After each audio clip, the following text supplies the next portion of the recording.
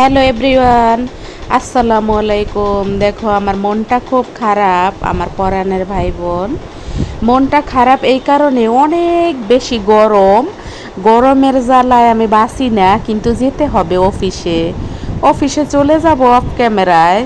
অফিসের উদ্দেশ্যে বেরিয়ে পড়বো অফ ক্যামেরায়। তার আগে দেখো আমি আমার থতমাটা, আমার মুখটা বা আমার লুকটা তোমাদেরকে একটু দেখাই। আমার এই রকম লাগে যখন আমি অফিসে যাই, মুডটা খুব খারাপ থাকে, মুড এত অফ থাকে যে ইচ্ছাই করে না কথা বলতে এবং যেতে অফিসে। ফ্যানের বাতাসের নিচে বসে তারপরও গরমে জান বেরোয় যাচ্ছিল, কিন্তু যেতে হবে অফ ক্যামেরায় অফিসের উদ্দেশ্যে। তাই তোমাদের মাঝে একটু দেখিয়ে দিলাম আমার আজকের গরম লাগতেছে আমার, সেই ভিডিও তোমাদের মাঝে শেয়ার করতেছি। জানি না তোমাদের আজকের আমার ভিডিওটা তোমাদের কেমন লাগবে জানি না, তবুও শেয়ার করতেছি। ইদানিং অনেকেরই আমার ভিডিও ভালো লাগে না আমি জানি, কারণ অনেকেই কিন্তু আমার ভিডিওতে আসে না। আমি যাই তাদের ভিডিওতে, কিন্তু তারা আসে না। তাহলে আমি বুঝতে পারি যে তারা কেন আসে না। আর এই যে দেখো, এটা কিন্তু সকালের ভিউ।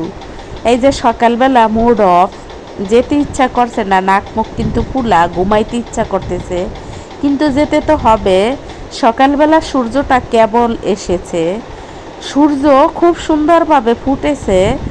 আকাশটা মানে আমার ছাদটা একটু কুয়াশা কুয়াশা লাগতেছে, তার কারণ এখন তো ভাদ্র মাসের আকাশ এমনই হয়, ভাদ্র মাসের সকাল এমনই হয়, একটু কুয়াশা কুয়াশা ভাব থাকে। তারপরে শুরু হয় কিন্তু শীতের দিন, শীত আসার সকাল। আজকের সোনালি সকালটা তোমাদের মাঝে দেখিয়ে দিলাম। এখন সকালবেলা 6টা 10 11-র দিকে এইরকম ছাদে এইরকম লাগে দেখতে।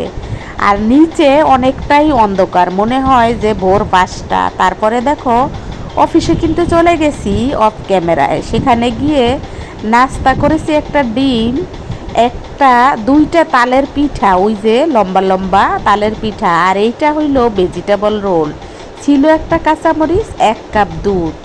এগুলাই হলো আজকের নাস্তা আমার। আর তার সাথে আমার বেবি ঘরে কি খেয়েছে সেটাও তোমাদেরকে একটু দেখাবো আজকে।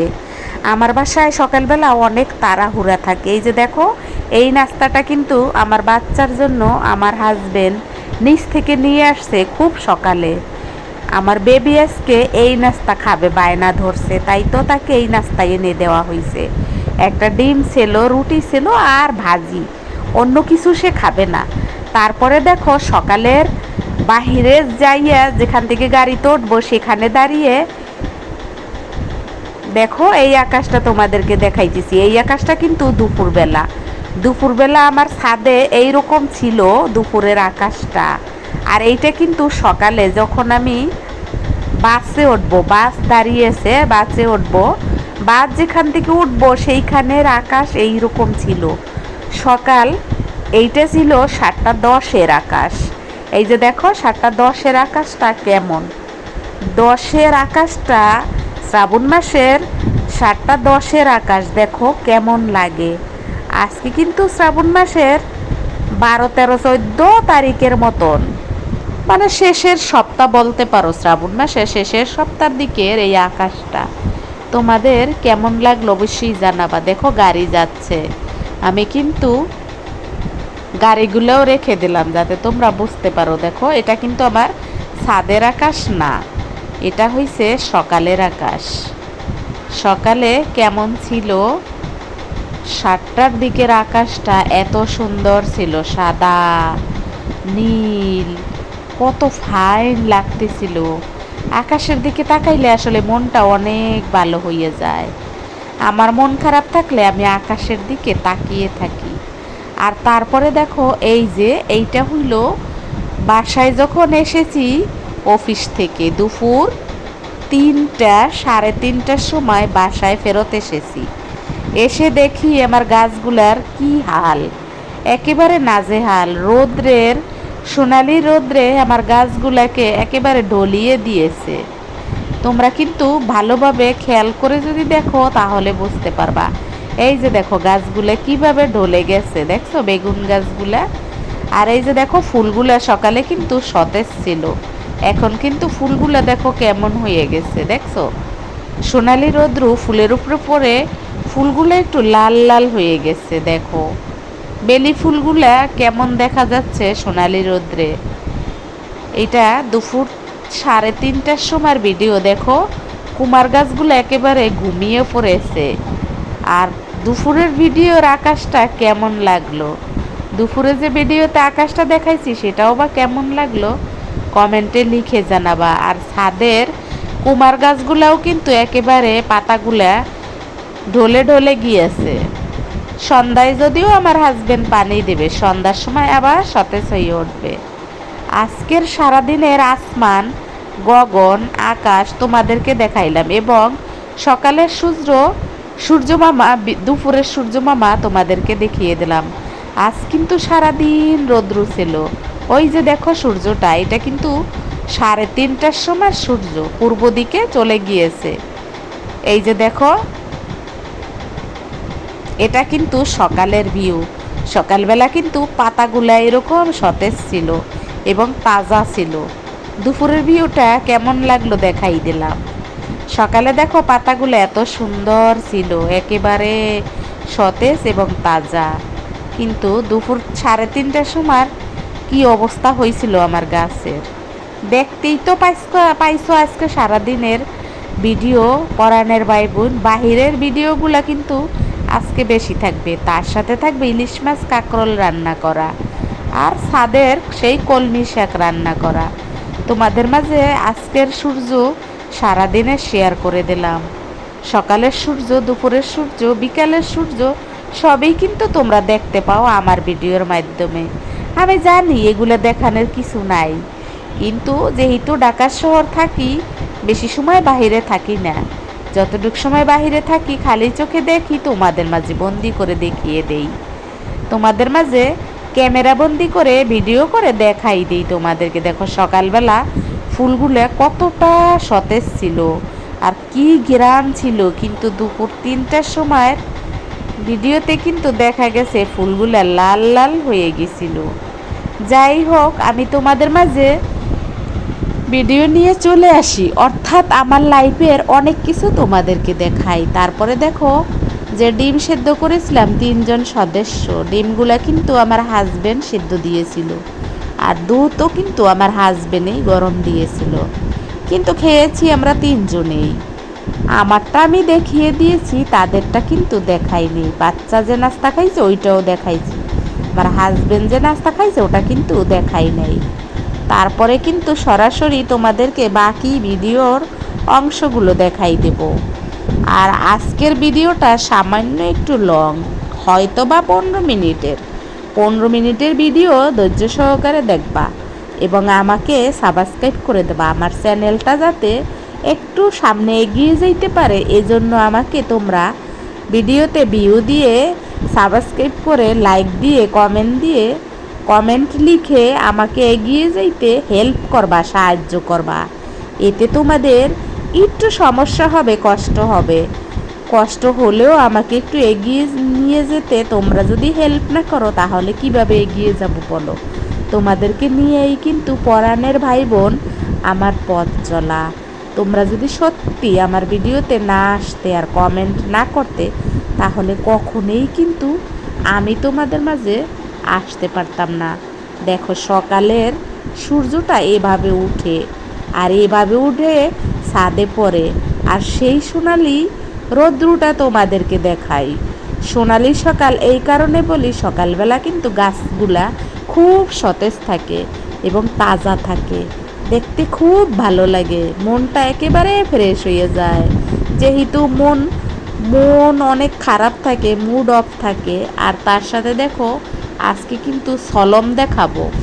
সলমগুলা কিন্তু ছোট, কিন্তু খেতে অনেক মিষ্টি। একটা সলম এখনো ঘরে আছে, ছুলি নাই, ওইটা যেদিন চলবো লবণ মরিচ দিয়ে যদি ছুলি অবশ্যই তোমাদেরকে দেখাবো মাখাইয়া। আর এই যে দেখো কাঁকরোল দিয়ে ভাত খেয়ে কিন্তু শান্তি পেয়েছিলাম। বাঙালি মানুষ ভাত তো খাবোই, ভাত না খাইলে কি হবে? আর এই যে ইলিশ আমি কিভাবে ভাজা করি সেটা তোমরা কিন্তু আগের ভিডিওতে দেখেছো, আবারও এই ভিডিওতে দেখিয়ে দিলাম। আজকের ভিডিওতে এই যে ছাদ বাগানের কলমি কাইটে কুইটে রান্না করিয়ে নিলাম। আর তার সাথে এই যে 2টা ইলিশ দেখো কত ছোট ছোট, কিন্তু এগুলোই রান্না করব কাঁচকলা আর কাঁকরোল দিয়ে। আজকে কিন্তু আমার লাইফে, আমার সংসারে, আমার ফ্যামিলিতে এটাই থাকবে। এত গরমে রান্না করা আমি জানি, কিন্তু যারা খায় তারা কিছু জানে না, তারা খালি আমার কষ্ট দেয় আর কষ্ট দেয়। এখানে কিন্তু ডবল ভয়েস থাকবে, যেটা আমার হাজবেন্ডের সাথে রাগলি বলে। এই দেখো রান্না করার জন্য এগুলো কাটাকাটি করতে কত সময় লাগবে বলো তোমরা পারানের ভাই বোন। কিন্তু আমার ফ্যামিলিতে যারা আছে তারা কেউ আমার কষ্ট বোঝে না, দুঃখ বোঝে না। আমি কি করব আমি জানি না। আমি চলে যেতে চাই ফ্যামিলি ছেড়ে অনেক দূরে, যেখানে আমাকে কেউ খুঁজে পাবে না। এই যে দেখো সরাসরি চলে এসেছি রান্নাঘরে, সরাসরি রান্নাঘরে এসে দেখো রান্না করব। এই যে কাঁচকলা কাঁকরোল আর তার সাথে ইলিশ মাছ, ওই যে ইলিশ মাছের কাঁটা দিয়ে কলমি রানবো। আর ইলিশ মাছগুলো এভাবে করকরা করে ভেজে কাঁচামরিচ পেঁয়াজ দিয়ে নামিয়ে নেব একেবারে।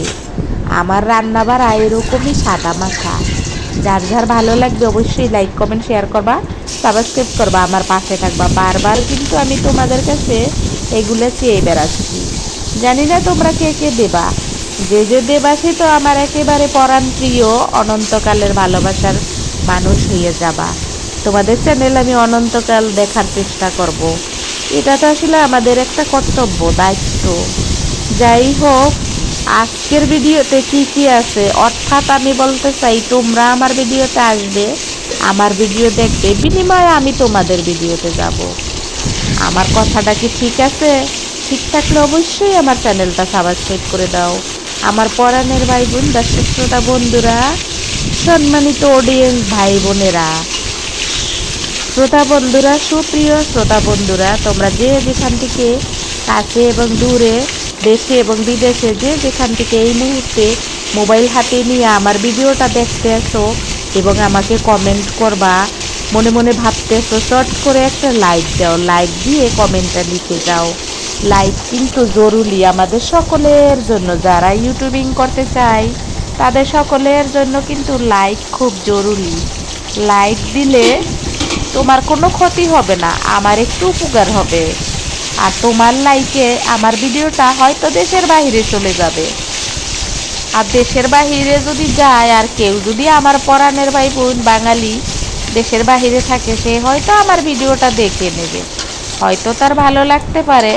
তোমার কারণে আমার ভিডিওটা হয়তো তার ভালো লাগতে পারে। এটা কিন্তু তুমি একটা উপকার করলা, যেটা হয়তো তোমাকে আল্লাহও মনে মনে খুশি হবে যে তুই যেহেতু ওর ভিডিওটা উপকার করে দিছিস, তোকেও আমি উপকার করে দিই। আল্লাহ তো এভাবেই আমাদেরকে টেনে উপরে নিয়ে আসে, অনেকেরই আল্লাহ এরকমভাবে উপরে টেনে নিয়ে আসে। আমরা না হয় মানুষ হিংসা করি, ক্লেশ করি, কিন্তু আল্লাহ কাউকে হিংসা করে না। আল্লাহ যদি চায় সব কিছু কিন্তু সম্ভব হয়।